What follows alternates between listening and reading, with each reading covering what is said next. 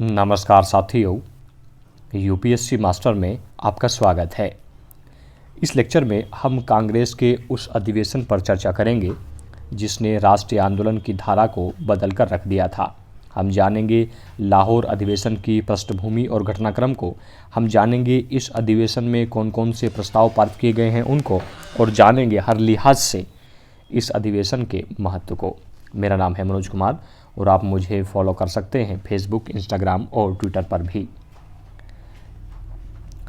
मित्रों, 1919 के अधिनियम में यह प्रावधान किया गया था कि इस अधिनियम का मूल्यांकन करने के लिए 10 वर्षों के उपरांत एक शाही कमीशन का गठन किया जाएगा। पर हमने देखा अव्यवस्था इतनी अधिक फैल गई कि इस रॉयल कमीशन का गठन 2 वर्ष पहले ही कर दिया गया और इसमें एक भी भारतीय सदस्य को शामिल नहीं किया गया और इसे साइमन कमीशन के नाम से जाना गया। चूँकि इसमें एक भी सदस्य भारतीय नहीं था, इसलिए भारतीयों द्वारा इसका विरोध किया गया। तब भारत सचिव वर्कनहेड ने यह कहा कि क्या कोई ऐसा भारतीय है जो ऐसा संविधान बना दे जिससे सभी भारतीय सहमत हो।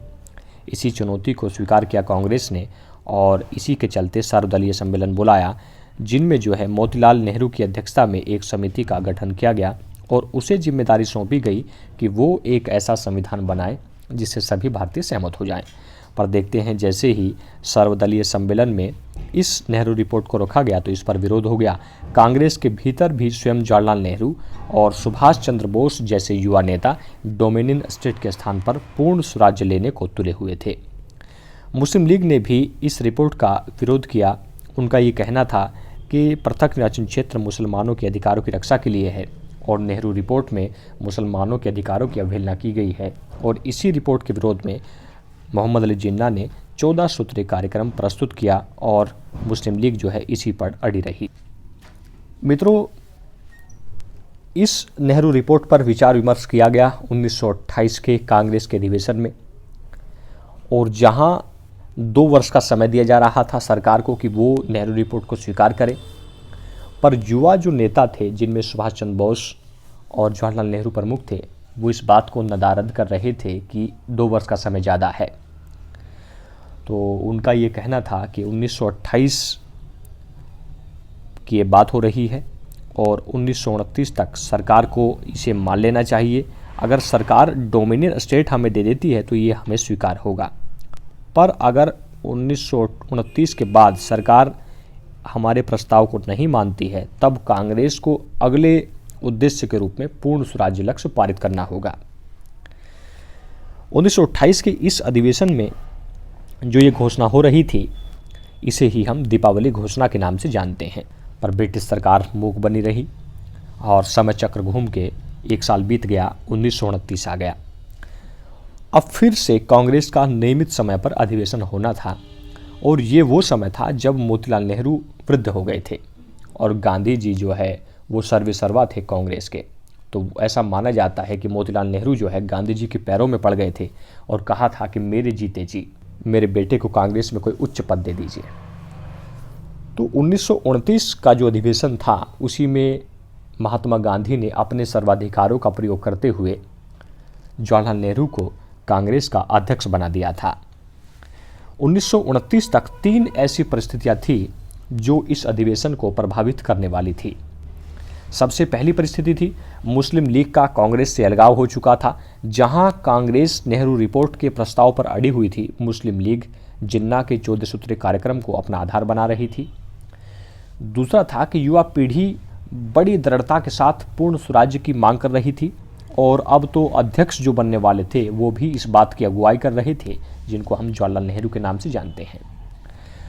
वायसराय इरविन गोलमेज सम्मेलन बुलाने पर विचार कर रहे थे और वो इस बात पर बल दे रहे थे कि संवैधानिक प्रगति का मामला वो गोलमेज सम्मेलन के द्वारा ही सुलझाया जा सकता है, परंतु ब्रिटेन में बैठी सत्ता इस बात को नदारद कर रही थी। 1929 का अधिवेशन हुआ लाहौर में इन्हीं परिस्थितियों के बीच रावी नदी के तट पर, और जवाहरलाल नेहरू वो अध्यक्ष मंच पर चढ़े और कहा कि मैं समाजवादी हूँ, मैं राष्ट्रवादी हूँ, मेरा आधुनिक राजाओं राजकुमारों में कोई विश्वास नहीं है और ना ही किसी ऐसी व्यवस्था में विश्वास है जो इन्हें जन्म देती है। भारत का मतलब है किसान और मजदूर, ये लोग नहीं। मतलब पहली बार ये देखिए कि हम देखते हैं कि किसान और मज़दूरों को कांग्रेस के मंच से उठाया जा रहा है। ऐसा इसलिए भी था क्योंकि जवाहरलाल नेहरू अभी हाल ही में रूस की यात्रा करके आए थे और इन पर समाजवादी विचारों का बहुत गहरा प्रभाव था।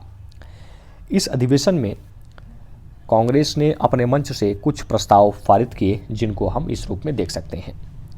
इस अधिवेशन में नेहरू रिपोर्ट से घोषित औपनिवेशिक स्वराज्य के लक्ष्य को रद्द कर दिया गया और यह ऐलान किया गया कि अब कांग्रेस का लक्ष्य पूर्ण स्वराज्य होगा।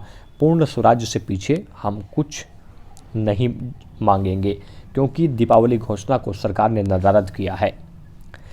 ये कहा गया कि गांधी जी को स्वाधीनता आंदोलन चलाने का पूरा अधिकार है और वो पूर्ण स्वराज्य के लिए ऐसा करेंगे। कांग्रेस जनों को आदेश दिया गया कि वे भविष्य में काउंसिल चुनाव में भाग न लें और काउंसिल के मौजूदा सदस्य जो हैं वो अपने पदों से त्यागपत्र दें।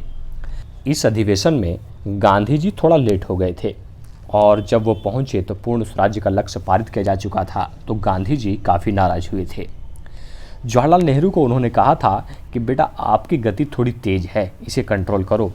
तब गांधी जी को जवाहरलाल नेहरू ने कहा था कि गांधी जी मैं आपका ही राजनीतिक पुत्र हूँ। और इसी अवसर पर गांधी जी ने कहा था कि जब मैं नहीं रहूँगा तो यही लड़का मेरी आवाज़ को बोलेगा। मतलब ये स्थिति बनने लगी थी कि गांधी जी जवाहरलाल नेहरू को आगामी वर्षों में अपना राजनीतिक उत्तराधिकारी चुनने वाले थे। इसी अधिवेशन में अखिल भारतीय कांग्रेस कमेटी को यह अधिकार दिया गया कि वह जब और जहां चाहे आवश्यक प्रतिबंधों के साथ सविनय अवज्ञा तथा बंदी कार्यक्रम प्रारंभ कर सकती है। रचनात्मक कार्यक्रम संबंधी प्रस्ताव पारित किए गए और गोलमेज सम्मेलन के बहिष्कार करने का भी निर्णय लिया गया।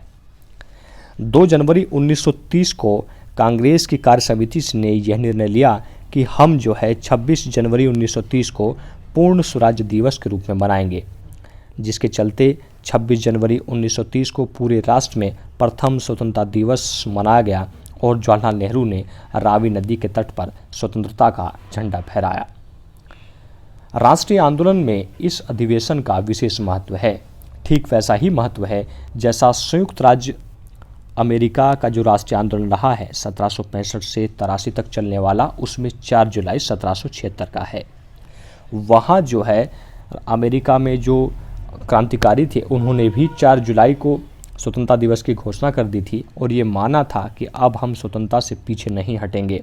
और यहाँ 26 जनवरी 1930 को ऐसा कर दिया गया था, स्वतंत्रता का झंडा फहरा दिया गया था। अब राष्ट्रीय आंदोलन कम से कम पूर्ण स्वराज्य के मुद्दे पर टिक गया था। अर्थात हम कह सकते हैं कि राष्ट्रीय आंदोलन केवल पूर्ण स्वतंत्रता के लिए इसके बाद समर्पित रहा, कोई और लक्ष्य उसका नहीं रहा। और यही वजह है कि हमारा संविधान 26 नवंबर 1949 को बनकर तैयार हो गया था। पर स्वतंत्रता से पूर्व हम देखते हैं 26 जनवरी को स्वतंत्रता दिवस मना लिया गया था, तो इस दिन का महत्व बना रहे इसलिए जो संविधान है वो 26 जनवरी 1930 को लागू किया गया।